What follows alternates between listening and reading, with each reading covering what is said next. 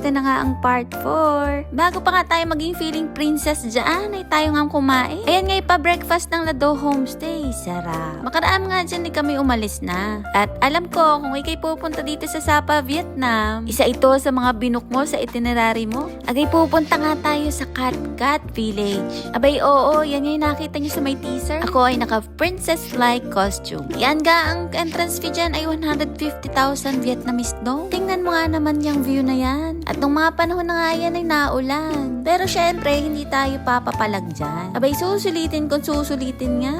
Ano nga tinuro sa amin ng tour guide? Parang pamilyar to.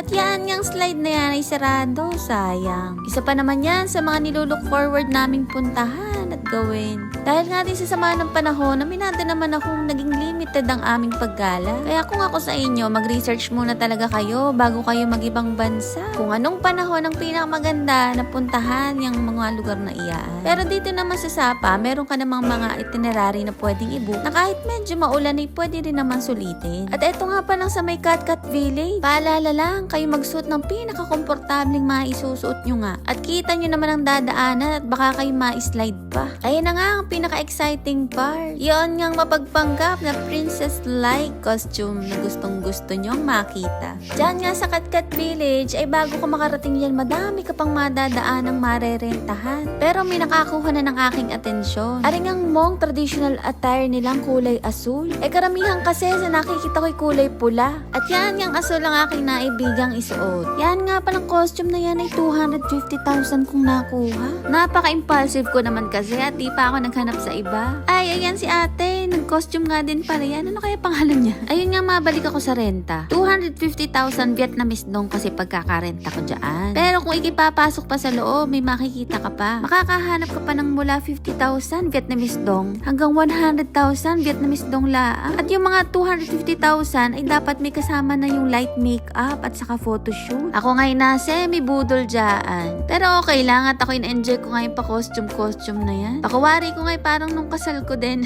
At syempre hindi naman yan papatalo. Siyaan din daw para kami Paris naman. Para nang pre-nuptial photo ang ginawa namin dyan. Kasama na nga sa costume namin na yun yung mga accessories at yung pa-hairdo ko nga na yun. Yan naman ay magagamit mo habang umiikot ka dyan sa katkat.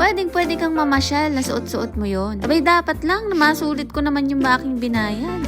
At ito nga ang aming tour guide ay tuwan-tuwa ako. Siya na nga ang nag-i-initiate na kami mag-picture-picture. At naaliw yata sa aming dalawa at kami Paris pa. Sa bandang loob naman may madaming souvenir shop saka mga kapihan. At kung ikaw na may medyo gutom, meron naman yatang mabibilhan. Hindi na nga kami gumastos ng pagkain dyan at kami kumain naman sa may Lado. In-enjoy na lang namin at kami nagpaikot-ikot na lang dyan sa loob. Ayan nga yung kapihan. Kung ikaw na may pupunta dito, yun naman talaga ang pinaka-main highlight ng Cat Cat Village. I-experience mo na nga din kung ikay pupunta at ikay magpa-costume na rin. Nakakaaliw din naman talaga yung lugar. Tingnan mo nga. Parang nagtagal din kami ng halos 2 hanggang 3 oras dyan na nagpaikot-ikot. Ay siya, sa Klook nga pala kami nag-book nito. Ipapost ko na lang dyan ulit yung screenshot kung ano yung aking ibinook. Ay sorry, ako'y walang promotional code. Madami naman nag-o-offer sa TikTok ng mga promotional codes. Kuha na lang kayo dyan.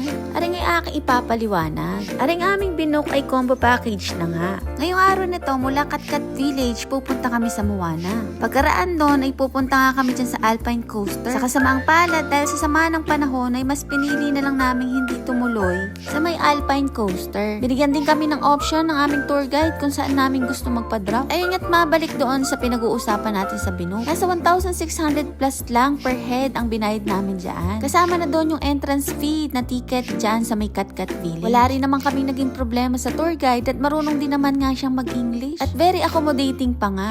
I-search nyo na lang dyan sa Klook yung package na yan ng maintindihan. Habang nga nag-iikot ako dyan, ay kukwentuhan ko na lang kayo. Dahil nga ako ay OFW at ang aking asawa ay nasa Pilipinas, hindi na nga kami nakapagpa-prenup. Sa mga oras na to, naisip-isip ko lang din na para na kaming nagpa-prenup dito sa may Cat Cat Village. Kaya nga gaya ng sabi ko dun sa unang video namin, maire-recommend ako talaga sa mga nuluwed ang Sapa Vietnam. Di lang naman kasi yung moment yung mag-asawa ang may enjoy nyo. Sadya naman talaga kasing nakaka-stress magpakasal. Kaya maganda na din tong banding nyong mag-asawa para medyo magkaroon din naman kayong moment dalawa.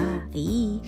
At ayun nga, kami nagpaikot-ikot pa dyan. Madami-dami din naman kaming nakasabayan nung araw na yan. Pero pakuwari ko, kung hindi maulan, ay mas madami nga kami. Diyan nga pala may mga souvenir na kung gusto mong bumili, bumili ka na. Pero mas pinili namin walang bitbitin pa uwi. Ang hassle kasi kung may bitbit ka pa at tapos ay may pupuntahan ka pang iba.